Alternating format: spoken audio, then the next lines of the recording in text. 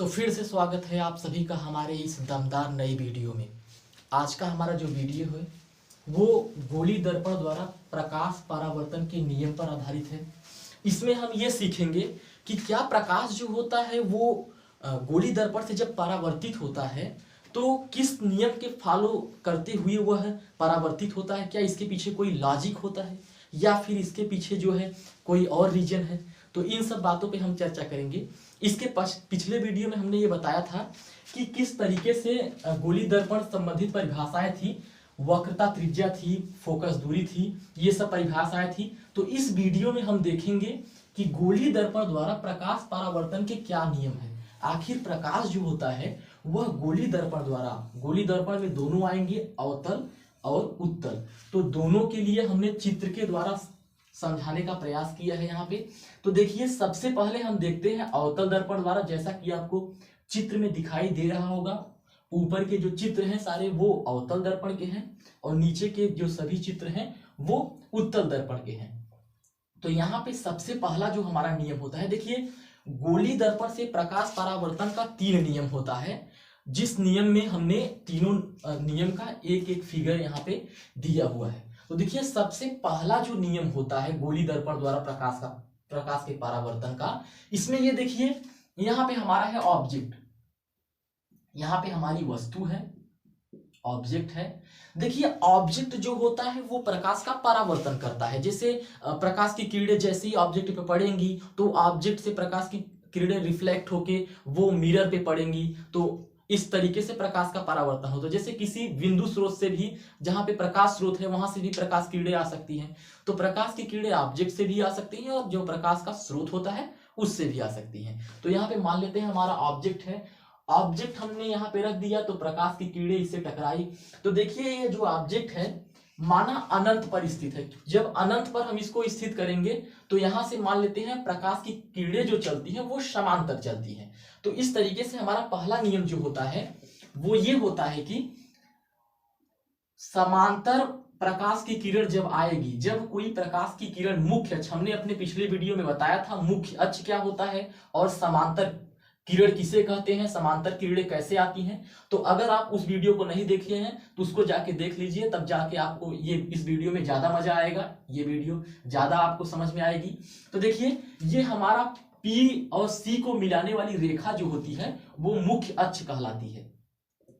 P और C को मिलाने वाली रेखा मुख्य अक्ष कहलाती है।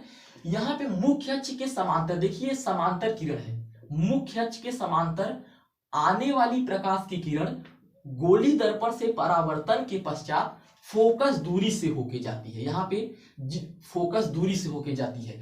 तो आप ये जानते रहिए, अगर यदि प्रकाश की कोई किरण मुख्य अक्ष के समांतर आपतित होगी तो यह नियम होता है कि वह जब परावर्तित होगी गोली दर्पण द्वारा तो फोकस दूरी से ही होकर जाएगी। तो यहाँ पे दो दो परिभाषाएं होती हैं। पहला नियम जो होता है वह भी 2 होता है, एक होता है अवतल के लिए, दूसरा होता है उत्तल के लिए। ये हमारा अवतल के लिए ग्राफ है और ये उत्तल के लिए है। तो अवतल और उत्तल की परिभाषाएं अलग अलग होती हैं। तो यहाँ पे देखिए किस प्रकार से हमको बताना है। पहले प्रकाश के परावर्तन का जो नियम है वह है मुख्य अक्ष के समांतर आने वाली प्रकाश की किरण अवतल दर्पण से परावर्तन के पश्चात फोकस दूरी से होके जाती है, मुख्य फोकस से होके जाती है। तो यहाँ पे मुख्य फोकस से होके जाती है। लेकिन जब यही बात हमको उत्तल में बताना होगा तो हम कहेंगे जब भी कोई प्रकाश की किरण मुख्य अक्ष के समांतर आती है तो उत्तल दर्पण से परावर्तन के पश्चात मुख्य फोकस से आती हुई प्रतीत होती है, मुख्य फोकस से परावर्तित होती हुई प्रतीत होती है। यहाँ पे आभासी प्रतिबिंब बनेगा क्योंकि ये प्रकाश की किरणें जो है आभासी रूप में इस बिंदु से मिल रही। देखिए यहाँ पे मुख्य अक्ष के समांतर ये आई और ये परावर्तन के पश्चात ऐसा लग रहा है कि मुख्य फोकस से होकर परावर्तित हुई है देखने में। तो ये हमेशा जो होता है वो आभासी प्रतिबिंब बनाता है, ये वास्तविक। यहाँ पे देख लीजिएगा, यहाँ पे वास्तव में मिलती है, यहाँ पे आभासी रूप में। अब देखिए ये तो रहा हमारा पहला नियम प्रकाश परावर्तन का।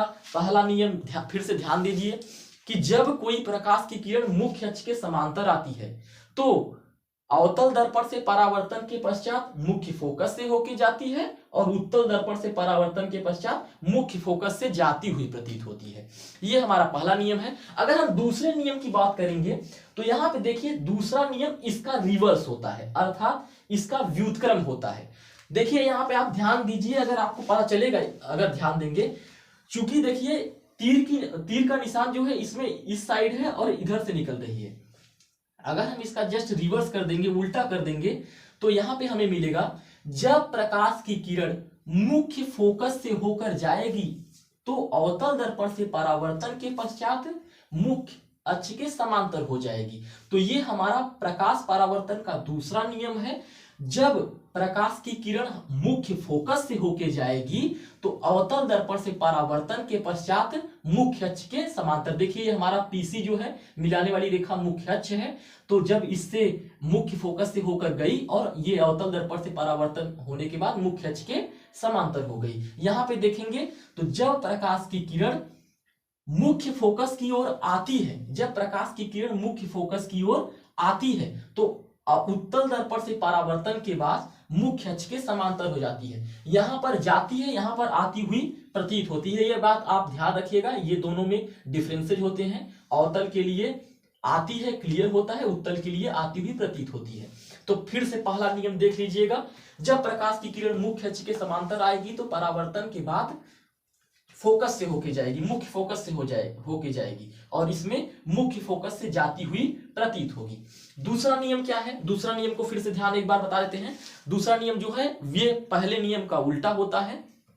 तो इसमें यह कहा गया है कि जब प्रकाश की किरण मुख्य फोकस से होके जाएगी तो अवतल दर्पण से परावर्तन के पश्चात मुख्य अक्ष के समांतर हो जाएगी और जब प्रकाश की किरण उत्तल दर्पण में मुख्य फोकस की ओर आती हुई प्रतीत होती है तो यह जब भी परावर्तित होगी तो मुख्य अक्ष के समांतर हो जाएगी। ये तो रहा हमारा पहला नियम प्रकाश परावर्तन का और ये दूसरा नियम। अगर हम तीसरे नियम पे चर्चा करेंगे तो तीसरा नियम जो है वो इन दोनों से थोड़ा सा भिन्न होता है। इसको देख लीजिए क्या है।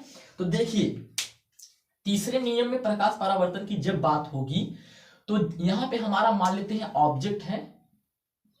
देखिए वैसे हमने आपको बताया था, जब हम आगे आपको बताएंगे कि उत्तल दर्पण और अवतल दर्पण द्वारा प्रतिबिंब कैसे बनता है तो वहां पे हम आपको बताएंगे प्रतिबिंब बनाने के लिए दो किरणों की आवश्यकता होती है, क्योंकि जब दो किरणें आपस में काटेंगी तो उसी स्थान पे हमारा प्रतिबिंब प्राप्त होगा। तो प्रतिबिंब बनाने के लिए दो किरणों की हमेशा आवश्यकता होगी। वहां ये किरणें जो होंगी ये प्रकाश के परावर्तन का हूबहू पालन करेंगी। अगर आप इस टॉपिक को अच्छे से डिफाइन कर पाएंगे, समझ पाएंगे अपने दिमाग में, तो वहां पे आपको समझना, आप प्रकाश किसी वस्तु को कहां पे रखी जाएगी और प्रतिबिंब कहां पे बनेगा, ये सब चीजें आप आसानी के साथ उसमें समझ पाएंगे।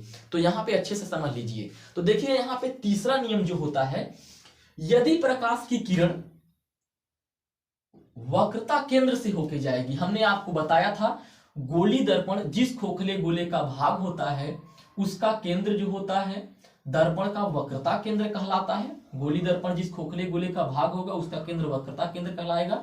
तो प्रकाश की कोई किरण जब वक्रता केंद्र से होके जाएगी तो वह वक्रता केंद्र से ही रिपल्स हो जाएगी। यानी कहने का मतलब उसमें कोई विक्षेप नहीं होता है, कोई परिवर्तन नहीं होता है। अगर वह वक्रता केंद्र से आई है तो डायरेक्ट टू डायरेक्ट परावर्तन के बाद गोली दर्पण में वक्रता केंद्र पर ही लौट जाएगी, उसी मार्ग से वापस चली जाएगी। तो यह है तीसरा नियम कि जब वक्रता केंद्र से आएगी अथवा आती हुई प्रतीत होती है, तो यहां पे देख लीजिएगा ये वक्रता केंद्र की ओर जो है, ये वक्रता केंद्र की ओर आई और वक्रता केंद्र की ओर जब आती हुई प्रतीत होगी तो वक्रता केंद्र से ही लौट जाएगी। तो यहां पे थोड़ा सा इसके लिए उत्तल दर्पण के लिए भिन्न हो जाता है कि जब प्रकाश की किरण केंद्र की ओर आती, वक्रता केंद्र की ओर आती हुई प्रतीत होती है तो वह अपने मार्ग पर ही वापस लौट जाती है। तो ये प्रकाश के परावर्तन के तीनों नियम है। आई होप हमें ऐसा लगता है अगर आपको समझ में आ गया होगा। अगर आपको कहीं भी थोड़ा सा भी डाउट है तो हमको कमेंट में जरूर बताइएगा कि किस टॉपिक पे आप वीडियो पाना चाहते हैं और किस टॉपिक पे आपको डाउट है। ये वीडियो आपको अगर अच्छी लगी है तो प्लीज वीडियो को लाइक कर दीजिए और इसी तरीके के वीडियो हम लगातार आपको प्रोवाइड करेंगे टॉपिक टू टॉपिक वाइज, किसी चीज को छोड़ेंगे नहीं। आप वीडियो को लाइक कर दीजिए और चैनल को सब्सक्राइब कर दीजिए। मिलते हैं अपनी अगली वीडियो में।